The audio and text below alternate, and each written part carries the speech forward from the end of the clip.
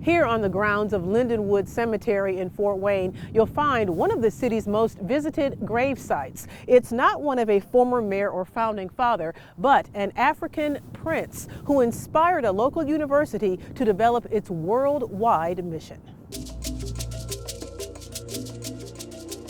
This is the Samuel Morse Statue Garden. It was dedicated about 25 years ago in 1995, and it commemorates the life of Samuel Morse, one of our most beloved and storied Taylor University students. So storied, there are books about him. And Taylor University made a movie about Morris decades ago.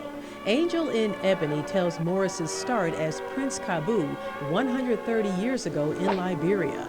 He escaped torture and journeyed to America to study the Bible. He was this African prince who had this great desire to learn about the Holy Spirit, and that desire then led him from his native town of Liberia to the United States, to New York City, and eventually to Taylor University. Jim Geringer works at Taylor. He says when Morris attended the university, it was located in Fort Wayne. Missionaries paid for his tuition. After being ministered to, he began sharing his story and ministering to others. Morris got sick and died at the age of 20, but the seed he planted had taken root. What his Taylor friends then wanted to do was they wanted to carry that mission back to Liberia and back to the rest of Africa. And so from that became a very missions focus, an international focus. I mean, those elements still exist today. The mission work led to programs to help students in many countries, including Liberia, where there is now a Samuel Morse Scholars Program.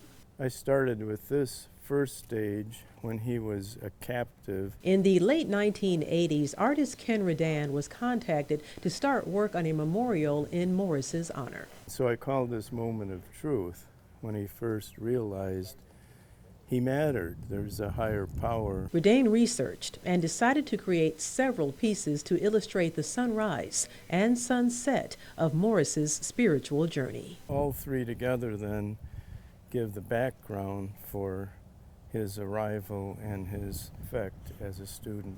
But as I look back, this will always remain as one of my very favorite endeavors because I learned so much through the process myself.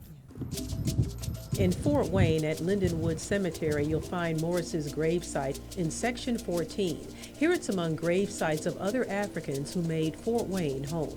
Cemetery officials say Morris's is one of the most visited. It and the statues in Upland and a Taylor residence hall stand in lasting tribute to the man known as the Angel in Ebony. Samuel Morse to me represents what can happen in a person's life if they completely, totally yield it to God without any thought whatsoever as to what the consequences might be.